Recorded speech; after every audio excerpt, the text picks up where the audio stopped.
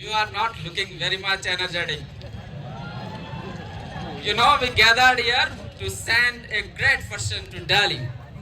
हम एक रिप्रेजेंटेटिव को हमारे रिप्रेजेंटेटिव को दिल्ली में भेजने के लिए, जयपुर में भेजने के लिए इकट्ठे हुए हैं, तो ऊर्जा भी आपके अंदर झलकनी चाहिए।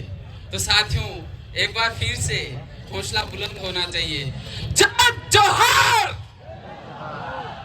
सबसे पहले मेरी बात को प्रारंभ करने से पहले मैं उन सभी क्रांतिकारी मनारों को याद करना चाहता हूं जिन्होंने इस देश की स्वतंत्रता, इस देश के संविधान और आन बान शान के लिए लड़ते लड़ते मन्नारे हो गए, वीर गति को प्राप्त हो गए। हम सब उनको नमन करते हैं और उनका आशीर्वाद हम लेते हैं कि हम आपके आशीर्वाद लेके इस देश को बचाने, इस देश को बचाने और इस देश के संविधान को बचाने के लिए हम मरते दम तक लड़ेंगे। यही हम उनसे प्रेरणा लेते हैं, आशीर्वाद लेते हैं। आज का जो चुनाव है 2024 जो इलेक्शन है, ये इलेक्शन है एक जो ताकत है देश के अंदर, वो ताकत इस देश के अंदर संविधान को खत्म करने के लिए लड़ रही है।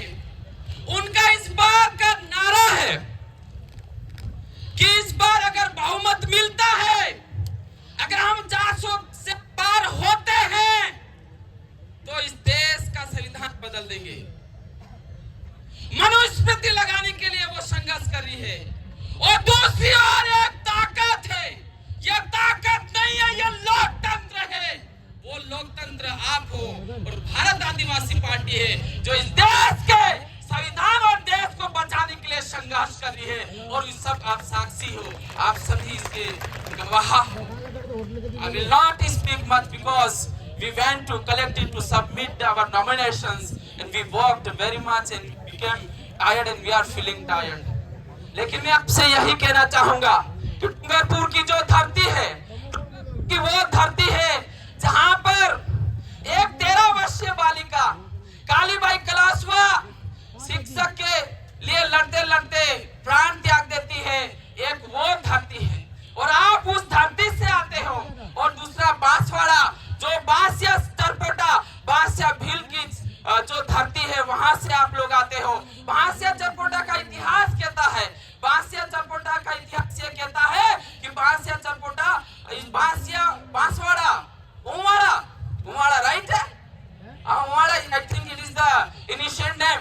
तो उमाड़ा की स्वतंत्रता के लिए हम सामंतों से लड़ते लड़ते वो भी वीर गति को प्राप्त हो गए। तो आप उस धरती से हो, तो निश्चित रूप से आपका जो खून है, आपका जो डीएनए है, आपका डीएनए इस देश के लोकतंत्र को बचाने के लिए है। और निश्चित रूप से राजकुमार जी रोत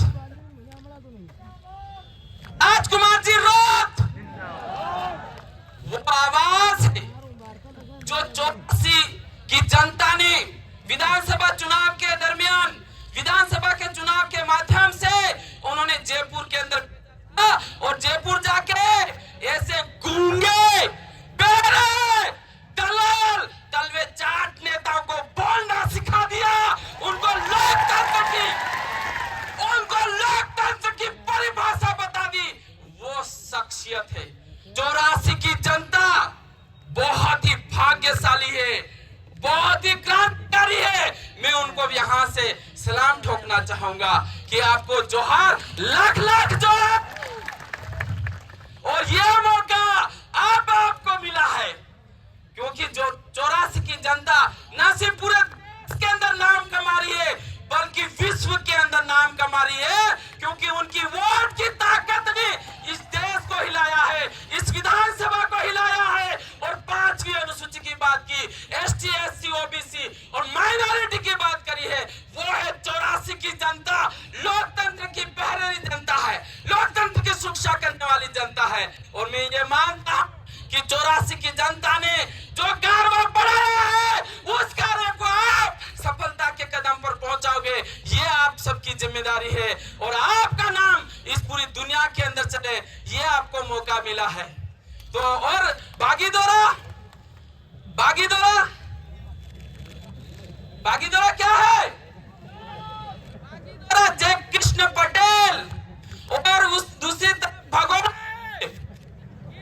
सिपाही के डर से भाग्य दलाल है और एक तरफ आदिवासी हीरो है जो इस देश के संविधान के लिए लड़ने वाला जय कृष्ण पटेल को जिता के इस बार बागीदोरा की भी जनता अपने ऊपर जो कलंक लगा हुआ है नौकरियां बेचने का, वो कलंक इस बार जय कृष्ण पटेल को विधानसभा में अपना कलंक धो देगी।